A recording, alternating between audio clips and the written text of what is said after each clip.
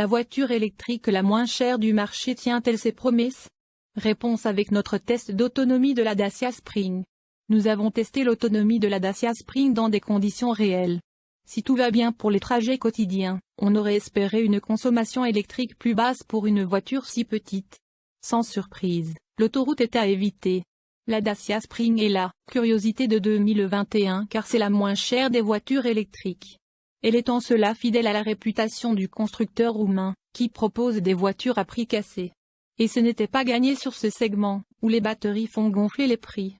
L'offre est là, 12 600 en prix de base, depuis la hausse d'octobre 2021, une fois déduit le bonus écologique, des précommandes déjà ouvertes et les premières livraisons aux clients particuliers emblèmes se repromisent CE-Tech 2021. Tient-elle ses promesses en matière d'autonomie? Pour le savoir, la Dacia Spring a passé notre test dédié aux voitures électriques sur un parcours bien précis, voir infographie ci-dessous. La Dacia Spring a passé les deux parcours du test autonomie, 109 km d'autoroute et 140 km de route. Avant le départ, rappelons que la Dacia Spring est courte, 3,73 mètres, étroite, 1,58 mètres, et légère pour une électrique, 970 kg. Elle est fabriquée en Chine et sera proposée à la location en autopartage dès ce printemps. C'est d'ailleurs d'une version ils auront le même moteur électrique de puissance modeste, 44 chevaux, la même batterie d'une capacité utile de 27,4 kWh et la même autonomie WLTP annoncée à 230 km. L'autonomie juste, venons-y. Pour la Spring, nous avons dû modifier nos habitudes. Le parcours autoroutier que nous effectuons normalement à 130 km/h à notre GPS, a été fait à 110 km/h pour tenir compte des 125 km/h de la vitesse maxi de la voiture. Et puis, soyons francs, nous ne serions pas allés au bout des 109 km de ce parcours avec la pédale d'accélérateur à fond pour tenir le 130 sur le plat. La Spring n'aime pas l'autoroute et pas uniquement pour une question d'autonomie. Elle tient tout juste le 110 km/h dans les longues rampes, sa tenue de cap est aléatoire, et elle prend un vent pas possible, au sens propre, quand les voitures passent à côté d'elle un peu vite. Nous avons donc préféré renommer ce test en autonomie voie rapide à 110 km/h. Dans ces conditions, la batterie que nous avions chargée à 100% sur notre borne de départ a grillé 73% de sa capacité en 109 km. Cela correspond à une consommation de 18,4 kWh en 100 km et à une autonomie de seulement 149 km. La Spring aurait pu faire mieux en récupérant de l'énergie dans les descentes au lâcher de pied, mais son système n'est pas actif au-dessus de 80 km/h. On touche ici les limites de sa technologie. Dacia promet cependant que la régénération interviendra à toutes les vitesses sur les modèles de série. Direction floue et comportement peu précis, la Spring demande à être conduite avec sagesse.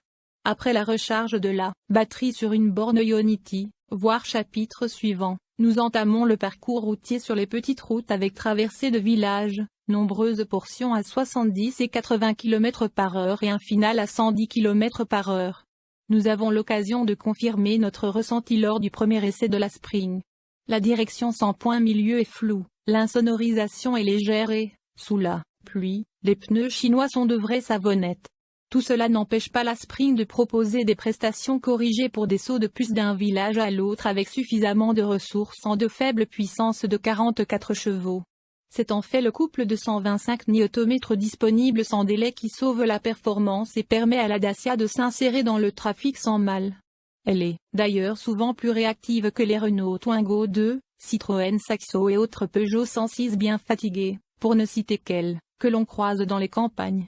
Cette fois la Spring affiche sa récupération d'énergie sur son compteur dans toutes les phases de ralentissement sous 80 km/h. Et c'est l'occasion de signaler que le niveau de régénération n'est pas réglable comme Renault Zoé.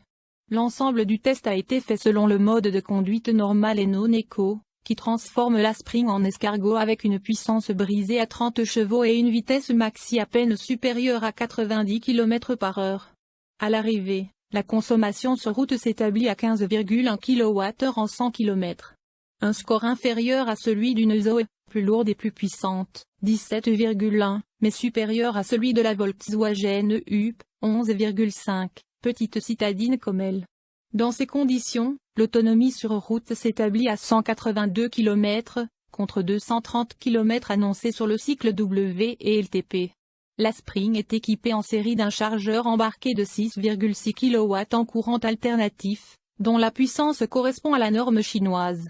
Cela ne lui permet de profiter pleinement des bornes de recharge 7,4 et 22 kW, qui sont les 11 plus utilisées chez nous en zone urbaine.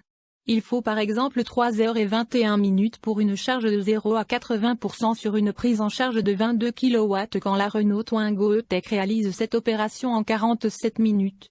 Mais ce sont de toute façon les charges à domicile qu'il faut privilégier, et la Spring opère une charge complète, 0 à 100%, sur une prise domestique 2,3 kW en 13h32. Un branchement chaque soir sera donc bien suffisant. Avec le chargeur DC 30 kW en option à 600, on peut se brancher sur les bornes rapides. Mais attention à la facture pour faire le plein. Notre Dacia DC était équipé du chargeur DC 30 kW pour bornes rapides. C'est une option à 600 finalement peu utile car ce type de charge est surtout intéressant pour les longues distances. Ce que la Spring ne fera pas. D'ailleurs, les bornes DC se trouvent en majorité sur les autoroutes, comme celle d'Ionity sur l'aire de Vigny, Marne, située sur notre parcours d'essai. Sur cette borne, nous avons rechargé la batterie de 27 à 100% en 49 minutes. La charge à 100% est peu conseillée car longue et, surtout chargée chez Ionity, qui facture au temps branché, 0,79 par minute, et non kilowatts chargés, ce qui serait plus équitable. Mais cette charge complète était nécessaire pour accomplir notre parcours, et nous avons été facturés 43,55 pour 19,07 kWh. Converti en kilomètres, cela fait 43,55 pour 107 km à 110 km/h. À ne pas faire. Nos tests ne concernent pas l'usage urbain de la voiture. Dans ces conditions, l'autonomie des voitures électriques modernes ne pose pas de problème. La Spring en fait partie, et elle se sent d'ailleurs en ville comme un poisson dans l'eau. Elle est typée maniable, facile à garer et offre une bonne visibilité périphérique. Dommage que sa suspension à basse vitesse soit si sèche, au détriment du confort. C'est aussi dans les grandes villes que les bornes de recharge se déploient surtout. Mais l'on pourra déplorer les fréquents embouteillages en station car les voitures hybrides rechargeables viennent toujours plus nombreuses s'y brancher. La Spring aurait pu faire mieux en récupérant de l'énergie dans les descentes au lâcher de pied, mais son système n'est pas actif au-dessus de 80 km/h. On touche ici les limites de sa technologie. Dacia promet cependant que la régénération interviendra à toutes les vitesses sur les modèles de série. Un freinage d'urgence à plus de 80 km/h et la puissance à dissiper est supérieure à la puissance du moteur et à la puissance admise par la batterie. En déconnectant la régénération au-dessus de 80 km/h, on réduit le risque d'endommager la batterie et le moteur. Tenez donc vous nous confirmez que la règle CAF n'est pas la même pour tous, en d'autres termes que les véhicules les plus lourds ont le droit d'émettre plus de CO2 en roulant. Si on ajoute que leur production va émettre plus de CO2, autant dire que l'on considère que certains ont le droit d'émettre plus de CO2 que d'autres, ou en d'autres termes que nous ne sommes pas égaux. Donc oui, je confirme, cette règle est débile. L'argument de l'électricité nucléaire est bien l'argument d'un lobbyiste de l'autosolisme, lobbyiste de la bagnole électrique. Même avec une électricité bas carbone, on doit réduire notre consommation et notamment de ressources. Vous parlez des particules du métro qui, je vous le rappelle, est électrique. D'où viennent donc les particules ? Si vous réfléchissez un peu, vous rendez compte qu'elles viennent uniquement des phénomènes d'abrasion, le métro utilisant d'ailleurs ses moteurs électriques au freinage. Si vous réfléchissez un peu de particules, vous évaluez la production d'abrasion des passagers du métro sur la même distance que leur parcours s'ils utilisent un ressort Dacia. Vous calculez ensuite la concentration dans les tunnels du métro si on y injectait cette pollution. Elle serait très largement plus élevée. La pollution du métro, je m'en protège en portant un masque FFP2, masque de toute façon obligatoire en ce moment. Mais chez moi quand je dors le masque FFP finit par ne plus être bien deux et donc ne me protège. Laisser les autres faire leur choix de vie, c'est finalement tout le problème des autodépendants, qui par leur choix de vie sont devenus dépendants de la bagnole et refusent rien de voir les nombreuses externalités négatives de la bagnole en.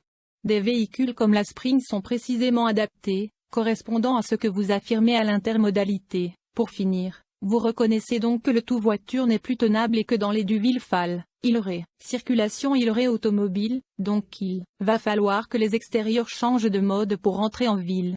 Donc finalement est en phase. C'est étonnant, mais je pense que si tous ceux qui louent actuellement dans les villes avec leur voiture sont à court terme obligés de laisser leur voiture sur un parking à l'extérieur, prendre les temps je pense qu'ils vont remettre en cause leur propre choix. Dans les faits, ils ont tout intérêt à croire que la voiture électrique permet de réduire la pollution et d'atteindre la neutralité.